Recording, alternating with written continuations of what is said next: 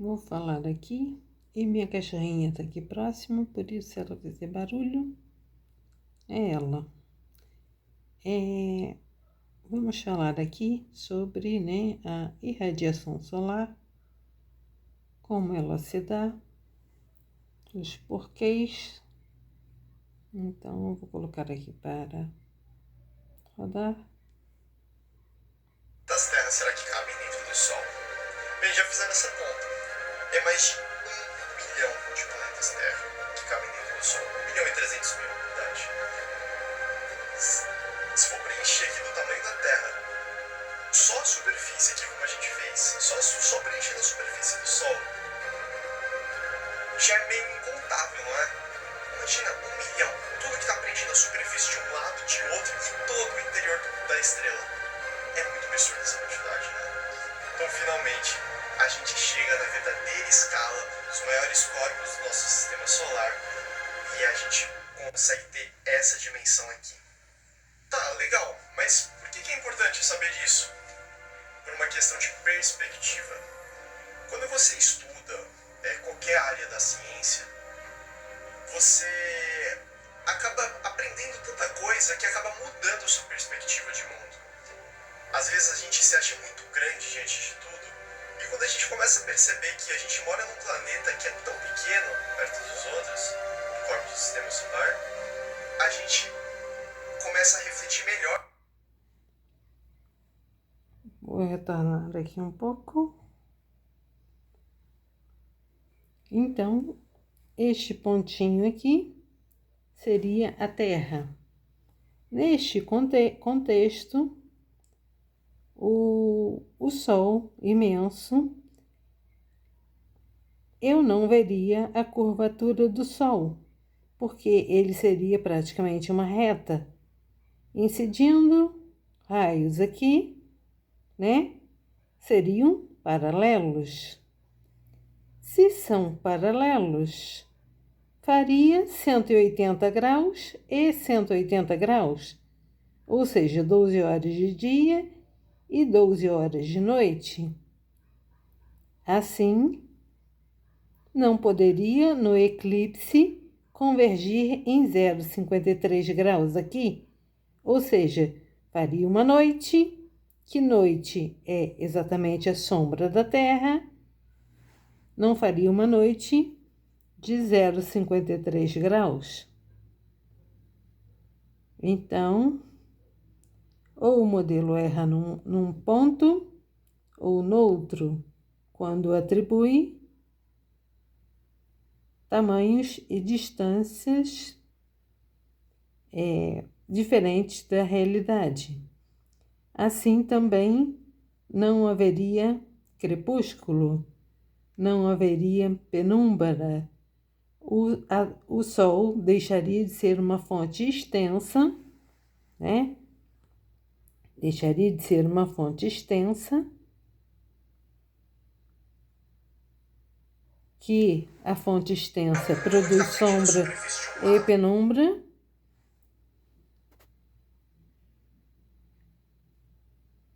A realidade deixaria de ser, de fato, real.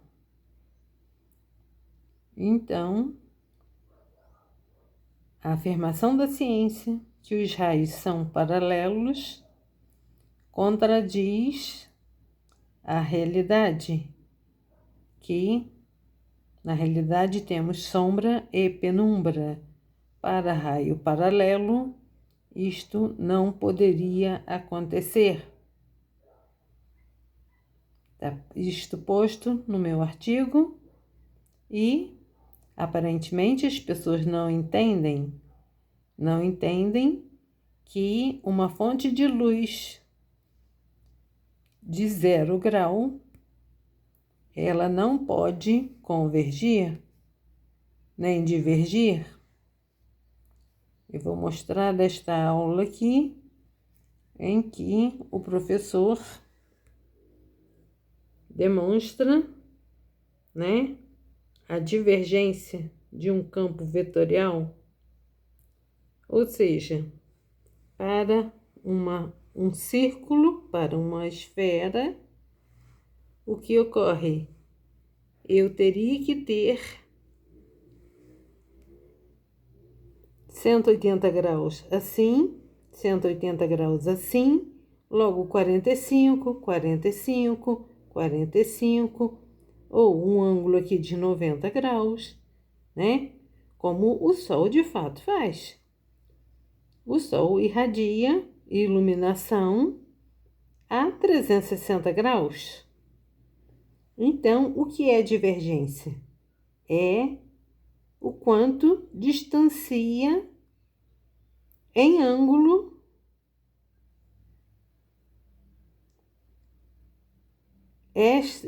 no que projeta, a luz se projeta e vai ao infinito.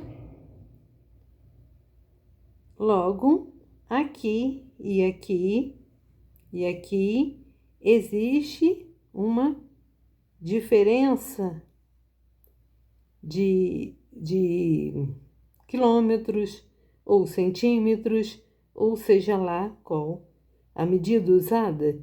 Então, vai haver uma diferença progressiva desta distância, de acordo com o raio. Conforme o raio aumenta, vai aumentar esta propagação em ângulo, em divergência. Então, o que mais eu tenho para falar? Bem, a divergência solar, ela pode ser medida em ângulo, em graus, né? Ou em radiano, ou outra medida qualquer. Logo, eu fiz uma fórmula medindo os raios solares chegando à Terra e cheguei à seguinte distância de 13.680 quilômetros. Assim, eu calculei em grau. Fiz o cálculo de forma direta em grau, observando a divergência e a convergência solar. Assim, eu não calculo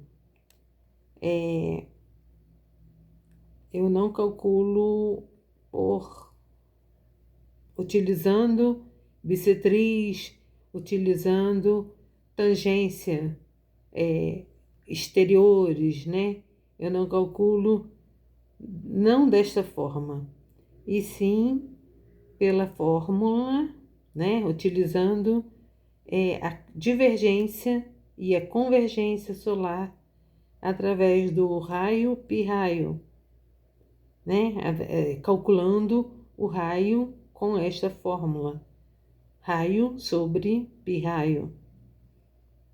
Então, ocorre para qualquer raio.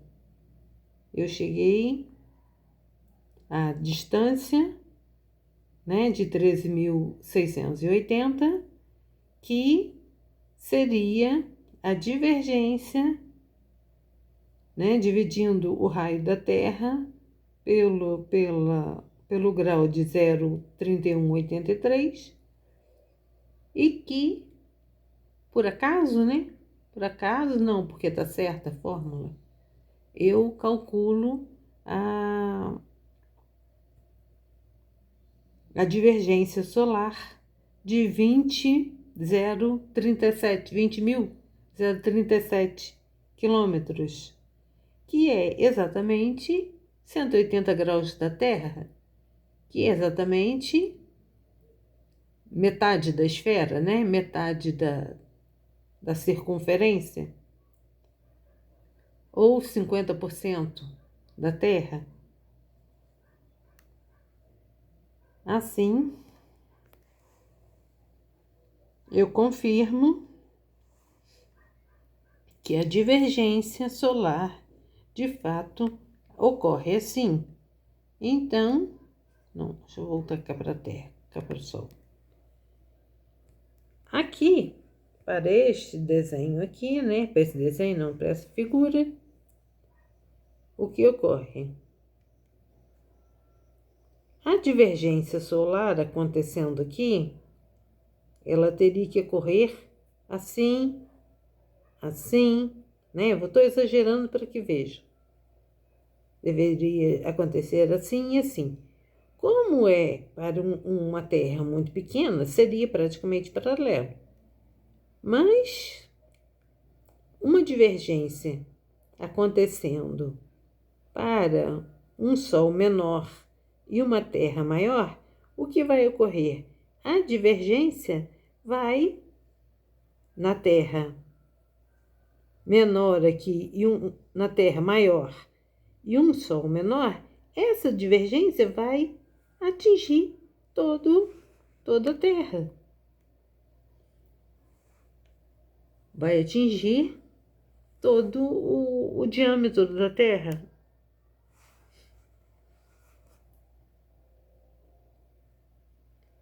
E para este modelo, o que ocorreria? A divergência aqui, eu não poderia ter diferença de iluminação entre manhã e tarde e noite. Eu não poderia ter a penumbra, porque a divergência seria aqui, né? Muito próximo do 0 grau. Então, a Terra rotacionando, eu não teria o que eu tenho na realidade de quando o Sol está se pondo, eu não teria esta meia iluminação de crepúsculo. Eu teria que ter uma iluminação total, aqui, ou ali. E não tenho na realidade. Eu não teria esta iluminação diminuindo aos poucos, né? Quando ocorre 5:30 da tarde, aqui eu moro região sudeste, né? Então, não poderia acontecer isto. São inúmeros problemas do modelo, né? São muitos. Né? Novamente, o eclipse lunar aqui aconteceria em paralelo. Em paralelo seriam 12 horas de 12 horas. 180 graus e 180 graus. Então, 0,53 não procede. Né? Um cone de sombra aqui de 0,53, consequentemente, eu teria que ter uma noite de apenas 2 minutos e 12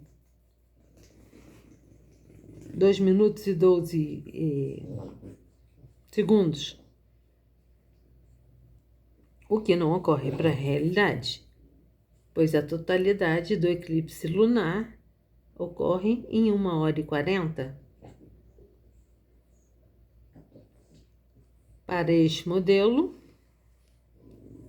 de 12 horas aqui, 12, né? A noite sendo de 12 horas, eu teria que ter eclipses durando 14 dias, né? Ou menos, depende, né? Se quiser uma precisão maior ou não. Então, ocorre isto.